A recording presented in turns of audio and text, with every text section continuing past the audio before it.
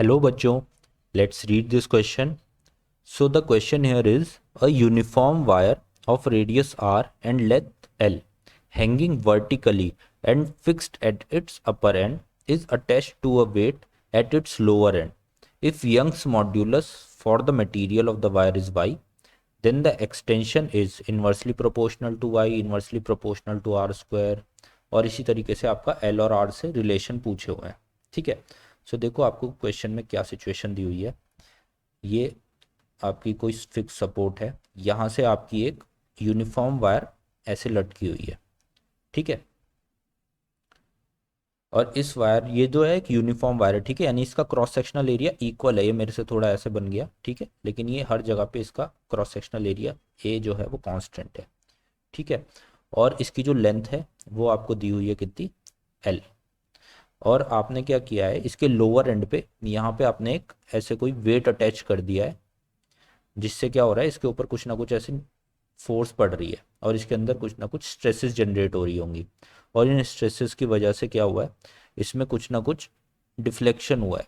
ठीक है, इलोंगेशन आया है इस वायर के अंदर. और let's say this elongation is x. ठीक है.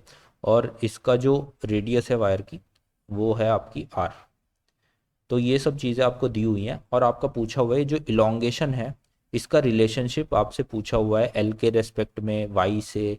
इसका यंग्स मॉड्यूलस आपको वाई दिया हुआ है. ये सब चीज़ें आपको पूछी हुई हैं. तो बेसिकली आपको एक्स की वैल्यू फाइंड आउट करनी है, कितनी होगी एक्स का रिलेशन इन सब चीज़ों से.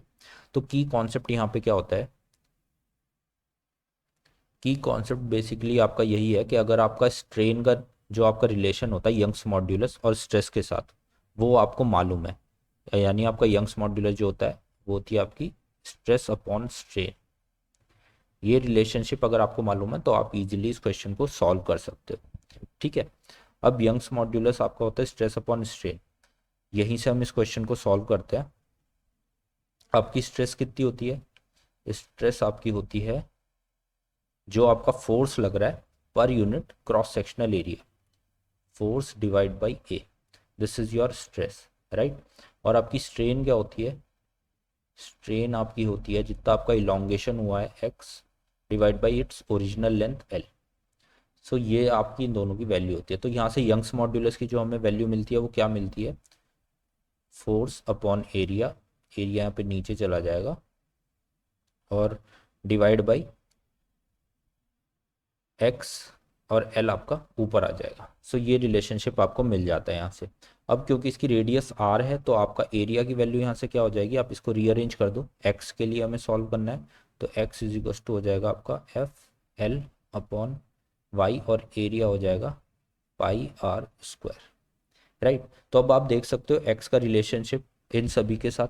सबसे पहले आपका दिया हुआ है वाई के साथ. तो वाई के साथ आप देख सकते हो एक्स यहाँ पे इन्वर्सली प्रोपोर्शनल है वाई से. So it is inversely proportional to y. Option number A आपका करेक्ट हो जाएगा यहाँ पे.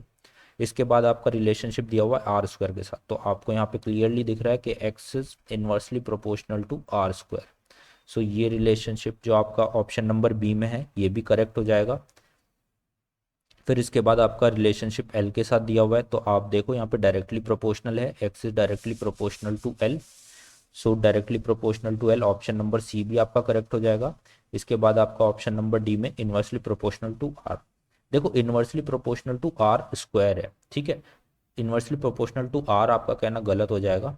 तो आपका जो इसमें आंसर होने वाला है, correct answer is option number A B and C, right. So I hope you understand this question. Good luck.